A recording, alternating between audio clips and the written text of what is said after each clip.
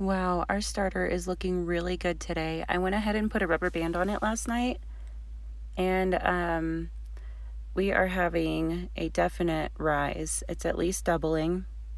It's probably 2.5 times. That's really great. You can see here on the side that it had a rise and then a fall. So I'm just going to increase the flour a little bit more today. The flour to starter feed ratio anyway. You can see it just a little lip on the side that it's come down a tad. And the underlying smell, it has just a little bit of like an underlying funk. Like when I take off the lid, it smells very sweet and sourdoughy, and as soon as I start stirring it, there's just a little hint of funk underneath, and I don't want that coming through in any of my bakes. So we're going to increase the flour a little bit more today, the flour ratio, and let's keep the rubber band on and we can watch our rise. If you use a smaller jar, you'll see a really good representation of the rise and the bubbles. It'll look really good if you use a smaller jar. I'll see if I can scrounge one up.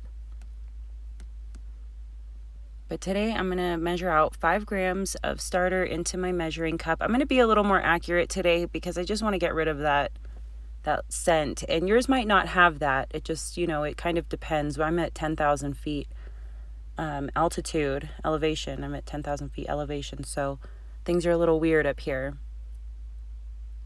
Your starter should be looking really good and healthy, should be smelling sweet. If it does have that smell underneath, you can increase the flour like I am today. If it does not, you can keep your feed the same and then increase it tomorrow or this evening if you need to. Okay, so let's put our 5 grams of starter back into our jar. Remember to use a wet finger to touch the starter. It will stick right to you.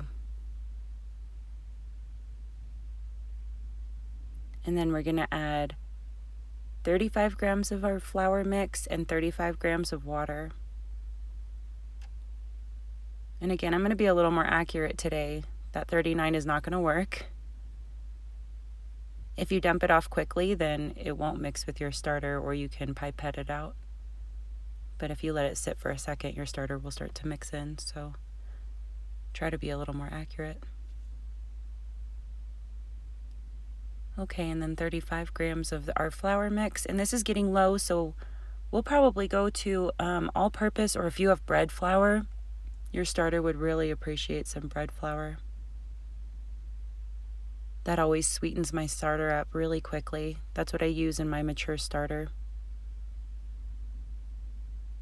But I wanted to keep this one kind of simple and with pantry ingredients that we might be able to find during this strange time we're having in our world. It's like we can't find any flour anywhere except a gas station. So we're going with our gold medal all-purpose unbleached flour. And it's working out really well.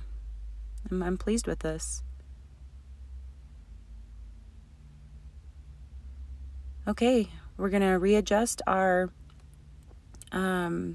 rubber band. And again, mine's kind of still a little blob in the middle, so you'll see a much better rise if you use a clean, small jar.